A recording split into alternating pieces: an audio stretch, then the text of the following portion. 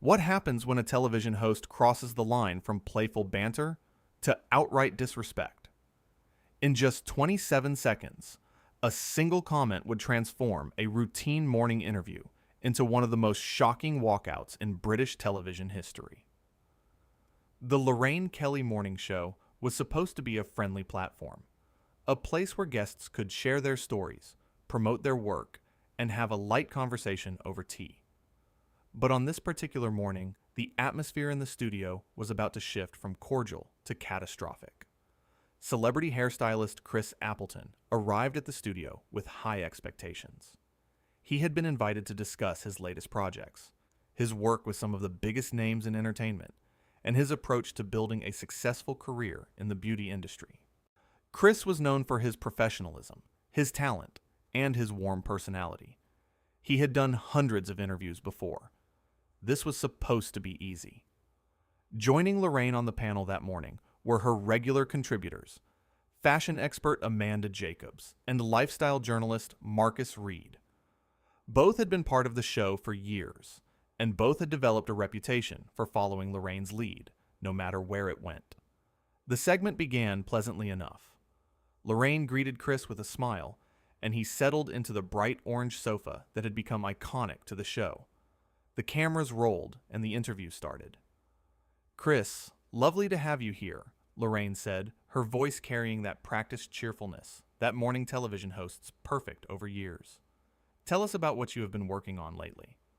Chris leaned forward, his eyes bright with enthusiasm. "Thank you so much for having me. I have been incredibly busy. I just finished working with Jennifer Lopez on her latest music video, and I have been developing a new hair care line that I am really excited about. It is all about making professional quality products accessible to everyone." "Oh, how wonderful," Lorraine replied, but there was something slightly off in her tone, a hint of something that Chris could not quite place. "And tell me, how does someone like you even get started in this industry? I mean, it must be quite difficult to break in." Chris kept his composure. "Well, it takes a lot of hard work, dedication, and training. I started as an assistant when I was very young and worked my way up over many years. It is about building relationships, constantly learning, and always putting your clients first." Marcus Reed jumped in with a question. "Chris, you have worked with some massive stars. Do you ever feel the pressure of maintaining their image?"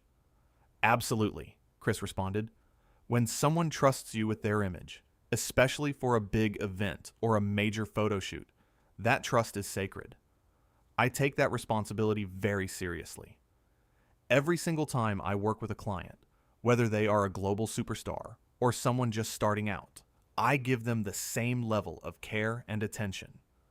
Lorraine was nodding, but her expression had changed. Her smile had become tighter, more forced. "That is all very lovely, Chris, but I have to ask, do you not think that sometimes people in your position get a bit too much credit? I mean, at the end of the day, you are just doing hair, right?" The studio fell silent for a moment. Amanda Jacobs shifted uncomfortably in her seat, glancing between Lorraine and Chris. Marcus looked down at his notes. Chris blinked, processing what he had just heard. "I am sorry. What do you mean by that?"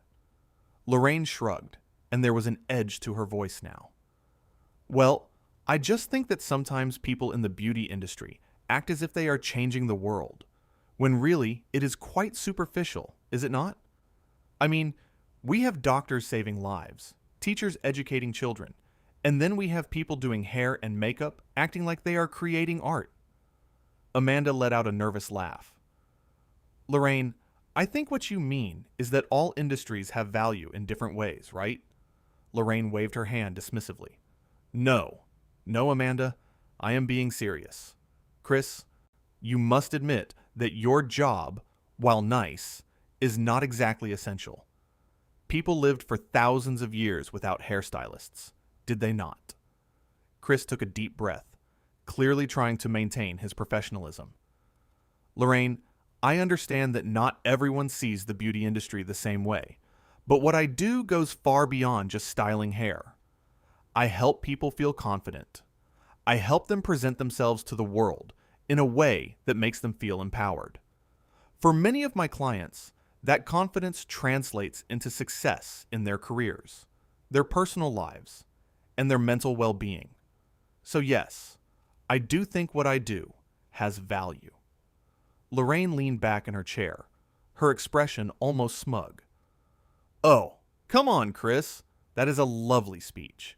But you are really just playing with hair for a living. I could probably do what you do with a YouTube tutorial and a bit of practice. How hard can it really be? Marcus attempted to step in. Lorraine, I think that might be a bit unfair. Chris has trained for years and... Marcus, please, Lorraine interrupted, not even looking at him. Let us be honest here. Chris, you charge thousands for what? Blow-drying hair? Curling it? I am sorry, but that just seems a bit absurd to me.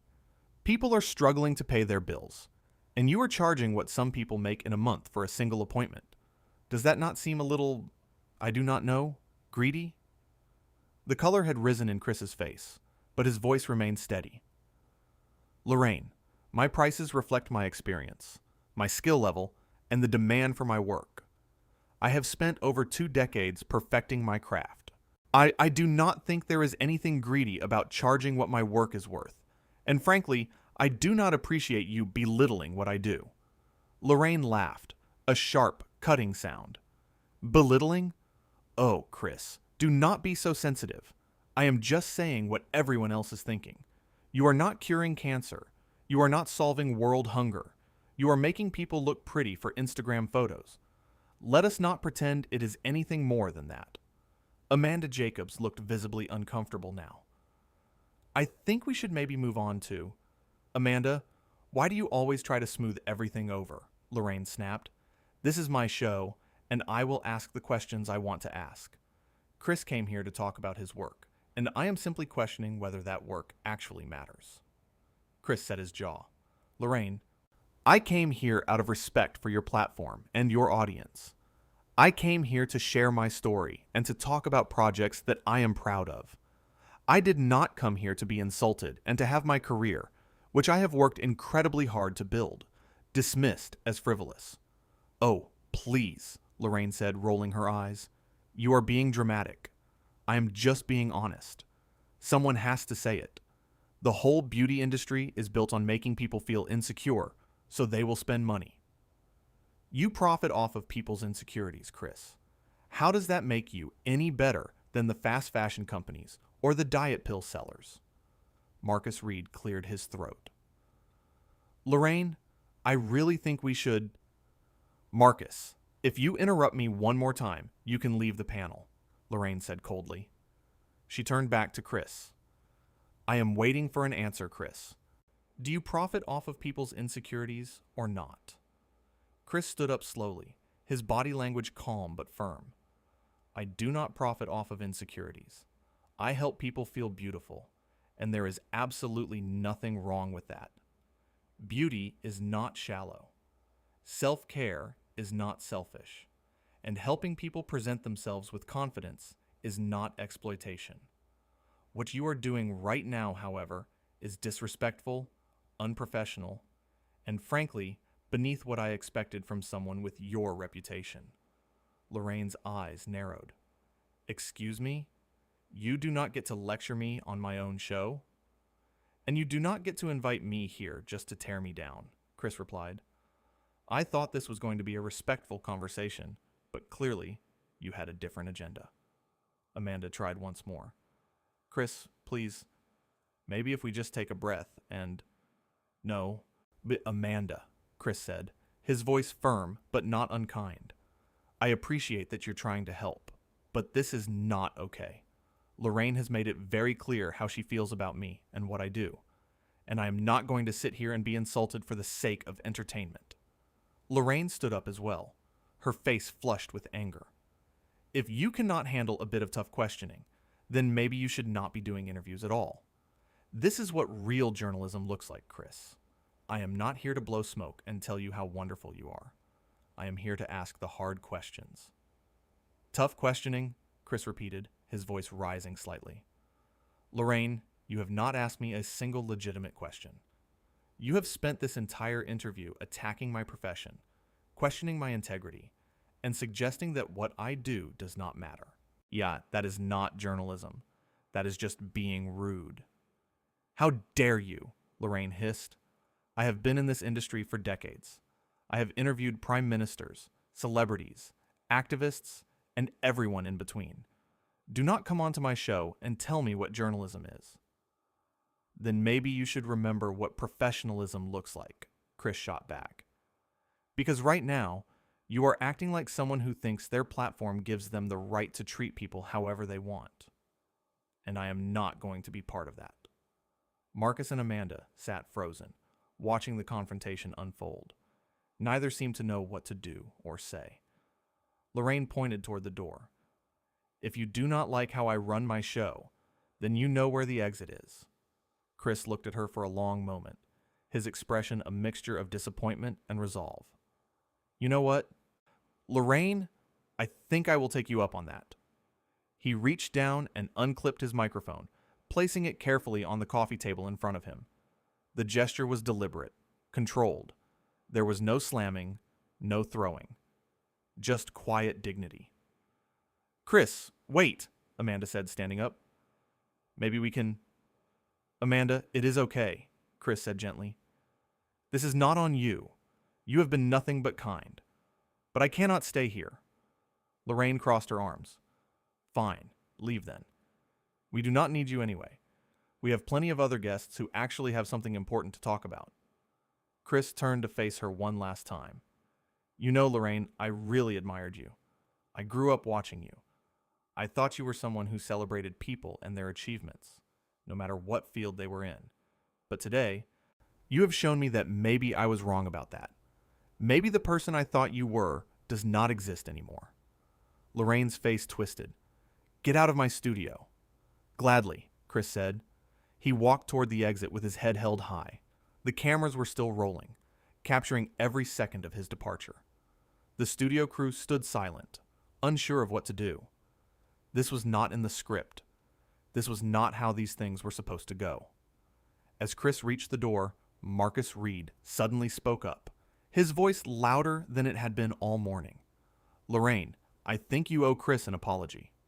Everyone turned to look at Marcus. He was standing now, his expression serious. Lorraine stared at him in disbelief. What did you just say to me? I said you owe him an apology, Marcus repeated. What you did just now was completely out of line. Chris came here as a guest, and you attacked him. You belittled his work, you questioned his character, and you did it all on live television. That is not journalism. That is bullying. Amanda nodded slowly. Marcus is right, Lorraine. That was really harsh. Chris did not deserve that. Lorraine's mouth opened and closed. For perhaps the first time in the entire confrontation, she seemed genuinely caught off guard. You two are supposed to be on my side. We are not supposed to be on anyone's side, Marcus said. We are supposed to be fair. And what just happened was not fair. Chris had stopped at the door, listening to this exchange. He did not turn around, but he was clearly hearing every word. Lorraine looked between Marcus and Amanda, her face red. I cannot believe this. After everything I have done for both of you. And this is how you repay me? By undermining me on my own show? We are not undermining you, Amanda said quietly. We are trying to tell you that you went too far. Lorraine threw her hands up. Fine. Fine. Everyone is against me. Is that it? Chris, Marcus, Amanda. Probably the whole crew too. Well, you know what? I do not need any of you. I have been doing this show long before any of you came along, and I will be doing it long after you are all gone. Chris finally turned around. His face was calm, but there was sadness in his eyes. Lorraine, nobody is against you, but when you treat people the way you just treated me, you cannot be surprised when they walk away. You had a chance to have a great conversation today. You could have asked me about my work, my journey, the challenges I have overcome. Instead, you chose to attack me. And that says a lot more about you than it does about me. With that, Chris pushed open the studio door and walked out. The sound of the door closing echoed through the silent studio. For a moment, nobody moved. Nobody spoke. The cameras were still rolling, capturing the aftermath of what had just transpired. Lorraine stood there, her arms still crossed, her expression defiant, but her eyes betraying something else. Uncertainty, perhaps. Or maybe the first flicker of realization that she had made a terrible mistake. Marcus sat back down, shaking his head. Amanda looked down at her hands, clearly upset by what had unfolded. A voice from the control booth crackled through the studio speakers. "Lorraine, we need to go to commercial break." Lorraine did not respond immediately. She just stood there, staring at the door Chris had walked through. "Lorraine," the voice repeated, "we need to break. Now." Finally, Lorraine seemed to snap out of it. "Fine, go to break." The studio lights dimmed slightly, and the tension in the air was thick enough to cut with a knife. The crew members exchanged glances, unsure of what would happen next. Amanda stood up and walked over to Lorraine. "Are you okay?" Lorraine looked at her sharply. "Of course I'm okay. Why would I not be okay?" "Because you just had a guest walk off your show," Amanda said gently. "That does not usually happen." "He walked off because he could not handle a real conversation," Lorraine said defensively. "That is not my fault." Marcus joined them. "Lorraine, with all due respect, that was not a real conversation. That was an ambush, and you know it." Lorraine whirled on him. "Marcus, I do not recall asking for your opinion." "Well, I am giving it to you anyway," Marcus said, his voice steady. "Because someone needs to. You crossed a line today, Lorraine. And if you cannot see that, then maybe you need to take a step back and think about why you are really doing this show." Lorraine's jaw clenched. "You are both being ridiculous. I was doing my job." "Your job is to interview people, not to tear them down," Amanda said. "Chris was a guest. He came here in good faith, and you treated him terribly." "I was asking tough questions," Lorraine insisted. "No," Marcus said firmly. "You were being cruel. There is a difference." The studio manager approached the group, looking nervous. "Lorraine, we have about 2 minutes before we are back on air. What do you want to do about the rest of the show?" Lorraine took a deep breath, her shoulders sagging slightly. For a brief moment, the facade cracked, and something vulnerable showed through. But then she straightened up, her expression hardening again. "We continue as planned," she said. "Bring out the next segment." The studio manager nodded and walked away, speaking into his headset. Amanda and Marcus exchanged a look. Neither of them seemed convinced that continuing as if nothing had happened was the right move, but neither of them said anything more. Outside the studio, Chris Appleton walked through the hallway, his mind racing. He could still hear Lorraine's words echoing in his head. The dismissiveness, the contempt, the utter lack of respect. A production assistant approached him hesitantly. "Mr. Appleton, I am so sorry about what happened in there. Is there anything I can get for you?" Chris managed a small smile. "Thank you, but I am fine. I just need to get out of here." "I understand," the assistant said. "For what it is worth, I think you handled that with a lot of grace. A lot of people would have lost their temper." Chris nodded. "Losing my temper would not have helped anything. Sometimes the best response is just to walk away." He continued down the hallway, pushing through the exit doors and stepping out into the daylight. The fresh air was a relief after the stifling atmosphere of the studio. Back inside, the cameras came back on. Lorraine was seated on the sofa, her smile back in place, though it did not quite reach her eyes. "Welcome back," she said to the camera, her voice bright. "We have had a bit of excitement this morning, but the show must go on. Up next, we will be talking about spring fashion trends with our style expert. Stay with us." Amanda sat beside her, smiling for the cameras, but the smile was strained. Marcus had taken his position on the other side, his expression neutral, but his posture tense. As the segment continued, crew members whispered to each other in the corners of the studio. The energy had shifted. Something had changed. What had started as a routine morning show had turned into something else entirely. Something that people would talk about. Something that would not be easily forgotten. Lorraine continued to host with her usual enthusiasm, but anyone paying close attention could see the cracks. The way her smile faltered between segments.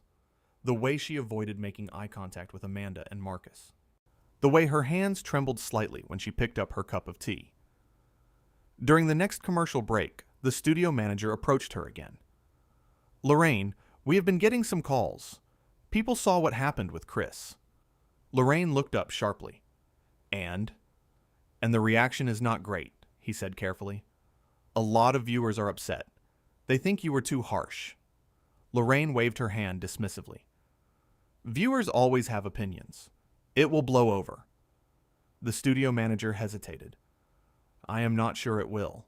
This feels different." "Then that is not my problem," Lorraine said curtly. "Now, can we please get back to the show?" The studio manager nodded and walked away, but the concern on his face was clear. Amanda leaned over to Lorraine. "Maybe you should address it. Say something when we come back on." "Address what?" Lorraine snapped.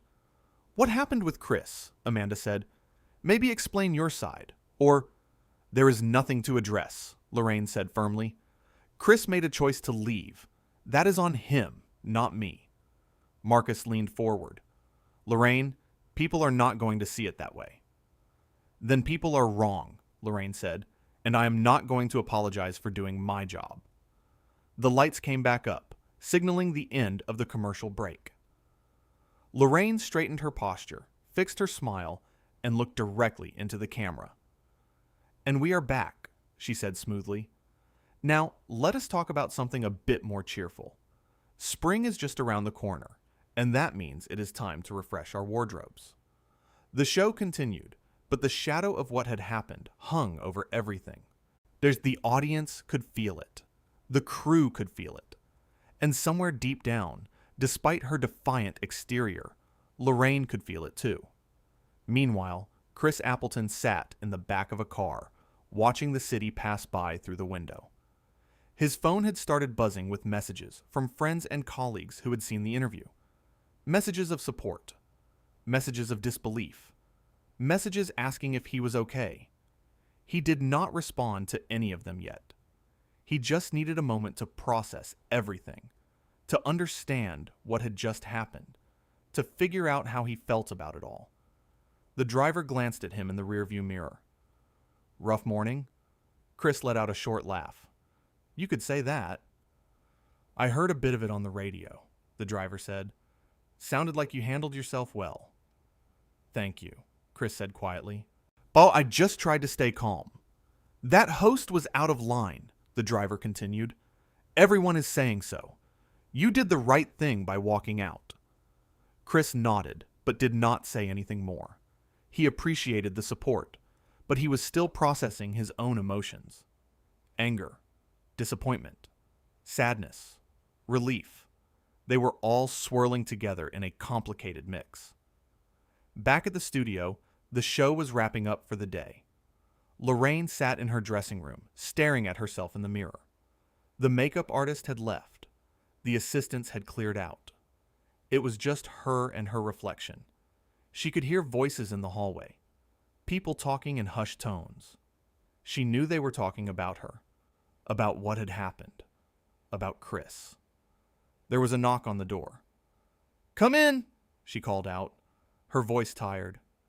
The studio manager entered, he closing the door behind him. "Lorraine, we need to talk." She turned to face him. "Let me guess. More complaints?" "The phones have not stopped ringing," he said, "and it is all over social media. People are really upset, Lorraine. They are saying you bullied Chris, that you were unprofessional. Some are even calling for you to apologize publicly." Lorraine laughed bitterly. "Of course they are. Everyone loves to pile on when someone makes a mistake." "So you admit it was a mistake?" the studio manager asked carefully. Lorraine looked away. I admit that maybe I was a bit harsher than I intended, but I stand by my questions. Someone needs to ask these things. Lorraine, you did not just ask questions, he said gently. You attacked him. You dismissed his entire career. You made him feel small.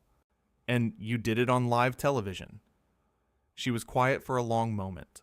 Then, in a voice barely above a whisper, she said, I did not mean for it to go that far. I know, the studio manager said, but intent does not matter as much as impact. And the impact of what happened today is significant. Lorraine put her head in her hands. What do I do now? I think you know what you need to do, he said quietly. She looked up at him, her eyes red. You want me to apologize? I think it would go a long way, he said, not just for the public, but for you, because I think deep down, you know you were wrong. Lorraine sat there in silence, the weight of the day pressing down on her shoulders. The confidence she had displayed during the interview was gone, replaced by something much more vulnerable, much more human. What had started as what she thought would be a bold, unfiltered interview had turned into a public relations disaster. And more than that, it had turned into a moment of personal reckoning, a moment where she had to confront the truth about her own behavior. The studio manager left her alone with her thoughts. Outside, the sun was beginning to set. The studio was emptying out. The cameras were being shut down. Another show was over. But the consequences of what had happened were just beginning. Chris Appleton was home now, sitting on his couch with a cup of tea. His phone was still buzzing with messages, but he had put it on silent. He needed time to think, to process, to understand his own feelings about everything that had transpired. He had been treated poorly before. In an industry as competitive and image-focused as his, criticism came with the territory.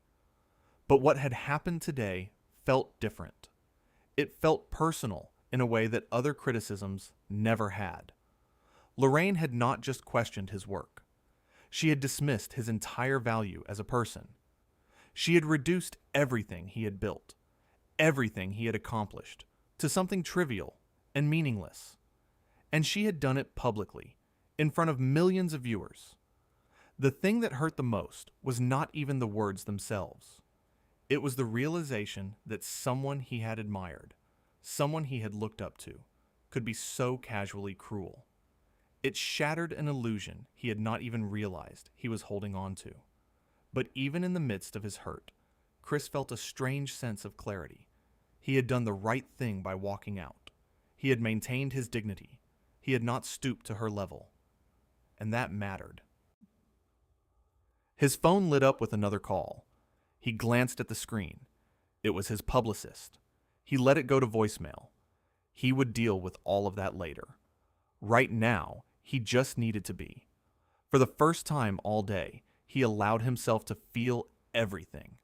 The anger at being treated so poorly. The disappointment in someone he had once respected. The sadness that comes from having your work dismissed so carelessly. But also the pride in standing up for himself. The relief that he had walked away. The certainty that he had done the right thing. The interview had lasted less than 15 minutes from start to finish. But those 15 minutes had revealed something fundamental about character, about respect, and about the responsibility that comes with having a public platform. In walking out of that studio, Chris Appleton had made a statement without saying a word. He had shown that dignity matters more than exposure, that self-respect matters more than maintaining appearances. The cameras had captured it all. The questions, the responses, the rising tension, the moment when everything fell apart.